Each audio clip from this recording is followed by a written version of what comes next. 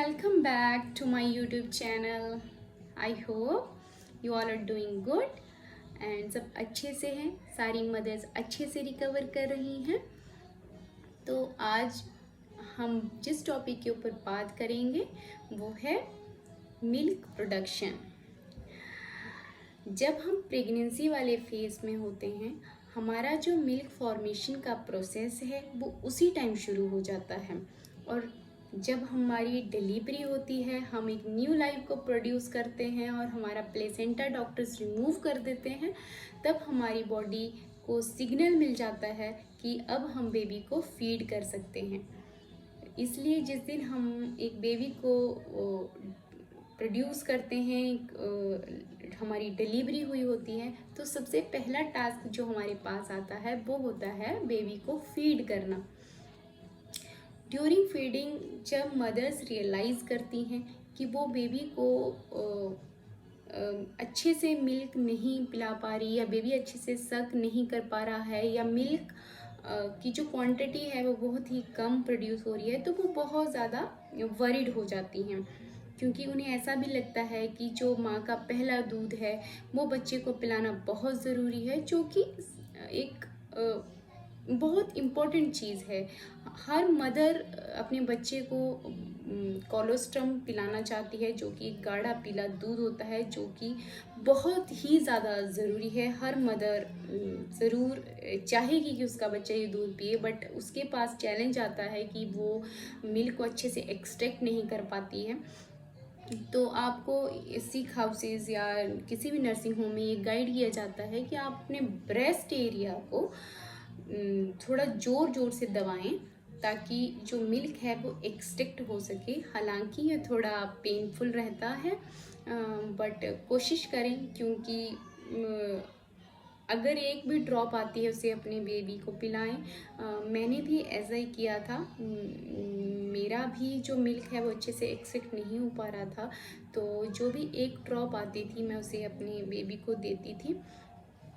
तो 2-3 दिन तक ये ऐसे ही रहता है, तो आप इसमें पैनिक ना हों और घबराएं नहीं। इसमें जितना भी मिल्क एक्सट्रैक्ट हो रहा है उसे अपने बेबी को दें, that much is sufficient for your baby. और अपनी ब्रेस्ट की एरिया को रोज़ थोड़ा थोड़ा दबाते रहें।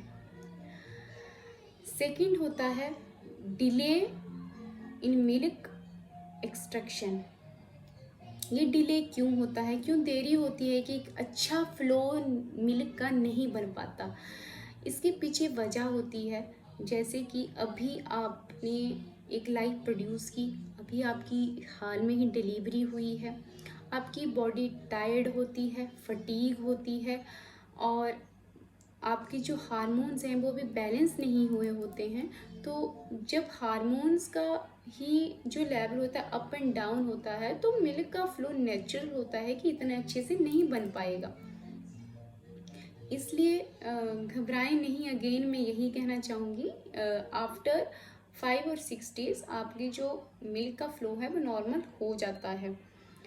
थर्ड है एनगॉजमेंट एंड डिस्कम्फर्ट। आपके जो ब्रेस्ट एरिया है, जिसका मतलब होता है कि आपका जो ब्रेस्ट है वो बहुत ज़्यादा हैवी है, उसमें टेंडरनेस है और स्वेलिंग आ चुकी है। तो जब बेबी एक हार्ड चीज़ को सक करेगा तो वो अच्छे से उसको लैच नहीं कर पाता है, इसलिए उसका टमी फुल नहीं हो पाता।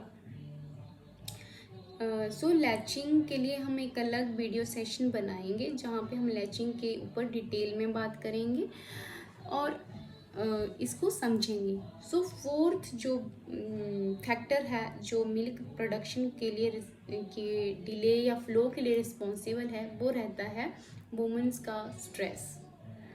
देखिए, कई बार जो न्यू मदर्स होती हैं वो बेबी के साथ डिसकनेक्टेड भी फील करती हैं और अभी वो प्रोसेस नहीं कर पाती कि क्या हो रहा है।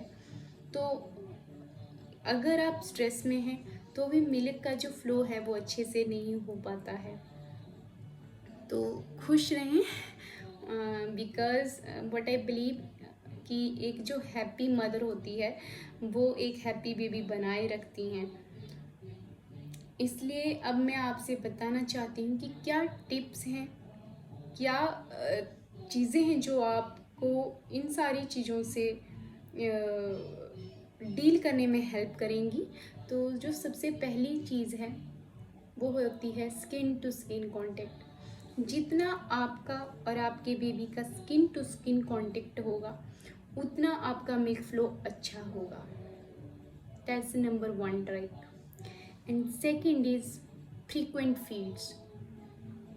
आप बेबी को हर 30 या 45 मिनट्स के बाद फीड दें, क्योंकि उससे बेबी और आप दोनों सीखेंगे कि बेबी को होल्ड कैसे करना है, ब्रेस्ट एरिया को कैसे होल्ड करना है, और बेबी सकिंग वाली प्रोसेस को सीख रहा होगा। तो फ्रीक्वेंट फीड दें ताकि आप दोनों अच्छे से सीख सकें कि हमें फीडिंग कैसे करनी है। थर्ड जो ट्रिक है वो है आप जितना ज़्यादा टाइम हो सके अपने बेबी के साथ स्पेंड करें, रेदर देन कि आप उसे अपनी मदर को दें, अपनी मदर इन लॉ को दें, सिस्टर को दें, अपने हस्बैंड को दें। मुझे ऐसा लगता है आपको उसे अपने पास रखें, अपनी आर्म्स में रखें, उसके साथ एक बॉन्ड बनाने की कोशिश करें उसको, और अपने आप को आपस में ऐसे बनाएं कि आप उसे इंजॉय कर रही हैं, आप बहुत खुश हैं और आप ये अंदर से फील करें। ये सारी चीज़ें हैं जो आपके मिल्क फ्लो को बहुत अच्छा करती हैं। ये मैंने पर्सनली फील किया है। तो बाकी यही चीज़ें इन्हें आप रिपीट करें, बिकॉज रेपिटेशन इज़ द की।